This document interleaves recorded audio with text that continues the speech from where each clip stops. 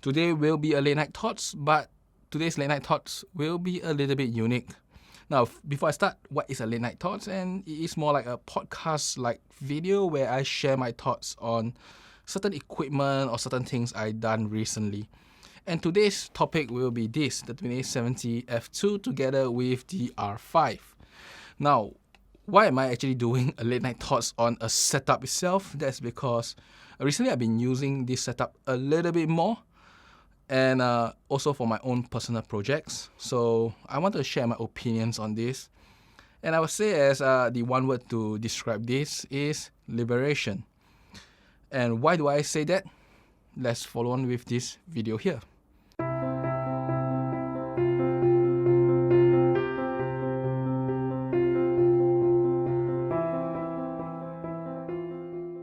I'm Richard and welcome to Zappy Productions. And as I said, this setup, the word to describe this is liberation.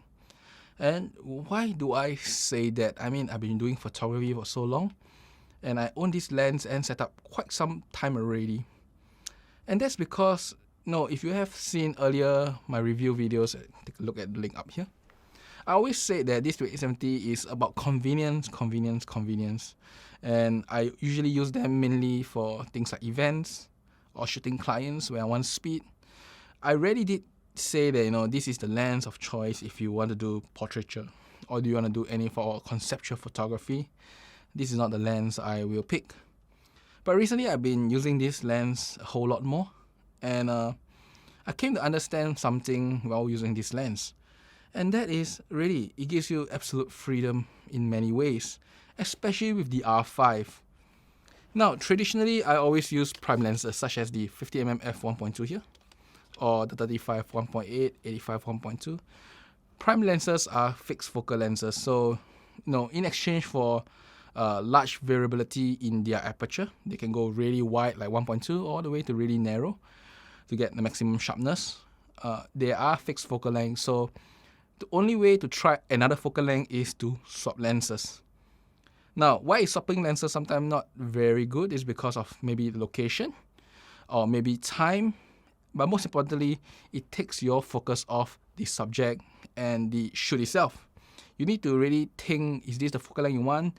If this is not the focal length you want, should you change the focal length? Now, people can say, they move back and move forth. That is not that simple at times because it depends on your background. Sometimes you just want to narrow down the background. Sometimes you just want to widen the horizon. Prime lenses do not give you that. You can't move back enough to ever widen the horizon in 85mm, right? So, prime lenses give you a lot of freedom in terms of depth of field control, in terms of getting bokeh, but it doesn't give you any freedom in terms of your focal length. Moving around is sometimes not the option, especially if you want to control what goes in the frame and what doesn't. Now then, the next thing is zoom lenses. Now, normal zoom lenses with f2.8 aperture or f4 aperture, they give you convenience in focal length, allow you to frame whatever you want, however you want. What they don't give you is the ability to control your depth of field.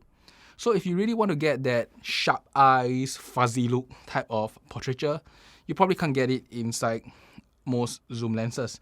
I mean, people can say, zoom in the focal length, move close, set as low as aperture, maybe f2.8, and you'll still get the effect. That is true.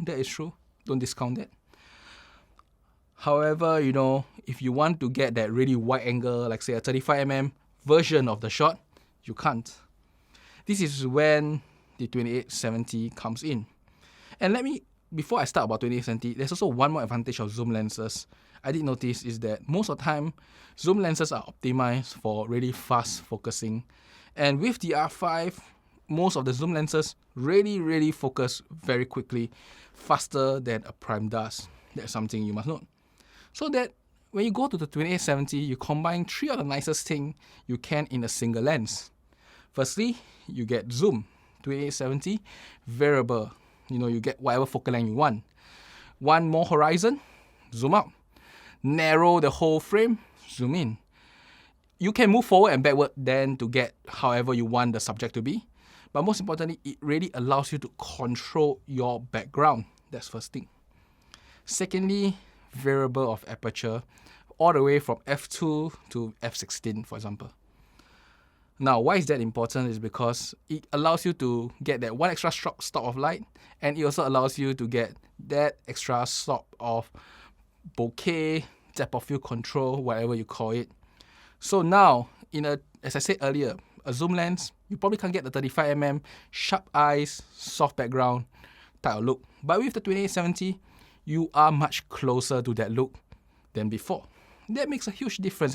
It makes a huge difference if you want to get the shot you want, the artistic vision that you want. The 2870 gets you almost there, close enough to a prime. And then you have extremely fast autofocus. When I was using this with my subject, I asked her to flick her cape, spin around. The 2870 autofocus is quick, like what you expect in a very good zoom. Really quick, and it is really reliable. Now, why is all this really important in the end when you do portraiture? And why do I say that this is liberation? It's because of combining all three of them. What happens is that this whole setup disappears from your equation.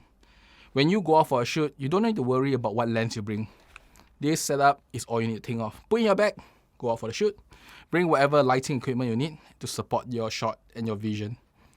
Secondly, during the shoot itself, take it up, ask your model to stand in there, zoom in and out based on how you want the background to be, move forward and backward, depends on how you want your subject to be like, and you get a shot.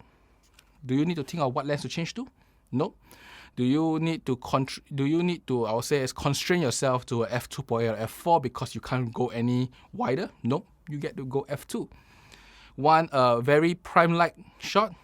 Move backwards, zoom into 70mm, get that very prime light look, which is a subject that is sharp and a background that is relatively narrow and softened by the depth of field. Going closer, get a 35mm, get a wide shot with the sharp eyes, and then with the f2, a soft background. But if not, step back a little, full body shot, go to 28mm, get an ultra wide look, stop down to f5.6 to get that really tech sharp look, like something like street photography type of feel. You can do it too. 2870 f2 gives you all these choices. In addition to that, very fast autofocusing. Because the autofocusing mechanism is within the lens, with the R5, you can literally ask your model to run, jump, spin, and still get the shot you want. It literally removes the camera from your thought equation. At that point in time, all you need to ask yourself is, do you want this frame? What kind of depth of field you want? What is the vision you want for the shot itself? Do you need to move forward and backward to just accomplish the focal length, the zoom, whatever you want? The camera is never in the equation at that point of time. It's always about what do you want to achieve. Of course, once again, within limitations, you can't go wider than 28. You can't go narrower than 70mm. You can't go wider aperture than f2. Those are still limitations there. I mean, the perfect lens will be a 24 to 85 f1.4. But I can imagine the lens is going to be like a size of a, 400mm lens. That's not what you want, right? But really, this lens gives you so much freedom, the quality to meet all the shots you want. And as I said, the sharpness of this lens in my earlier reviews is always said, it covers all the way to easily 3/4 of the frame. Very usable, very sharp, and it's never a problem. The only bad thing about this lens, after using it for a few shoots more, is chromatic aberrations. It is there, it is noticeable.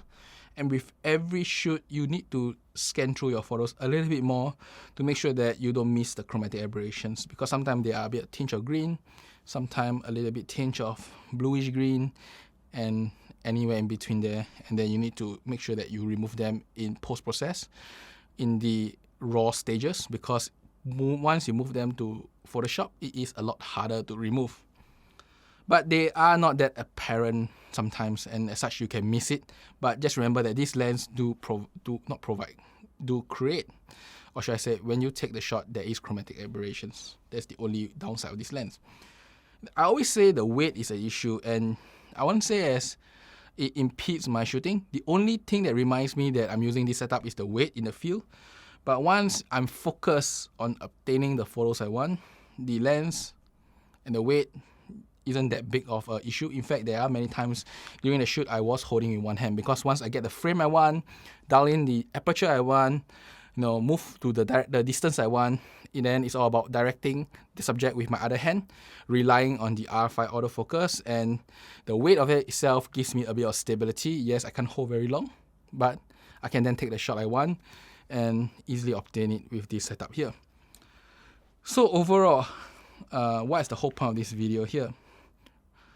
I just want to say that if you are a portrait photographer and you do not want to think too much on your equipment, you just want to go out and achieve the vision you want in the shots itself, this setup is probably the setup you may want to look at. It's a bit costly, it's a little bit heavy, but it gives you the best of many worlds. Best of general sharpness for a zoom lens is one of the best. I mean, it's not absolutely as good as a 50mm 1.2, but slight loss compared to prime isn't a big deal in the modern age. It gives you fast autofocus, reliable fast autofocus, never missing a shot with the R5. It gives you ability to zoom, convenience of a zoom, 28 to 70, choose whatever focal length you want, get the shot you want, control the background in however ways you want.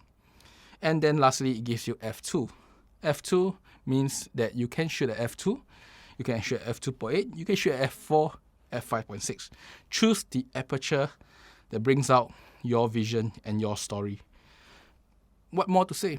It gives you the best of many worlds into a single comprehensive package. This whole setup here isn't light, isn't cheap, isn't small, but what it brings you is a lot of good stuff you get across many different setups. And not only that, when you are actually using in the field itself, you literally forget about the need to swap lenses, about the need to control and limit yourself to a single focal length, the limit of not being go lower and wider apertures. It really gives you freedom in the field itself, never thinking about the camera as the limiting factor when doing your portrait shoots out there. And really, that's about it for today. I just want to share you my thoughts of the 2870 f2. As I said, this is more like a podcast, so a few photos here and there, that's about it. But I thought that this is something I should share because I've been using it quite a little bit more in my own personal shoots, and I really thought that it gives me this feeling that I think if you are a portrait photographer that doesn't want to worry about your equipment, doesn't want to think about what to bring, doesn't want to think about limitation in the field itself, I think this lens will do it all. That's about it for today. I hope you enjoy this, and I will see you next time in my next review or late night thoughts. Bye bye.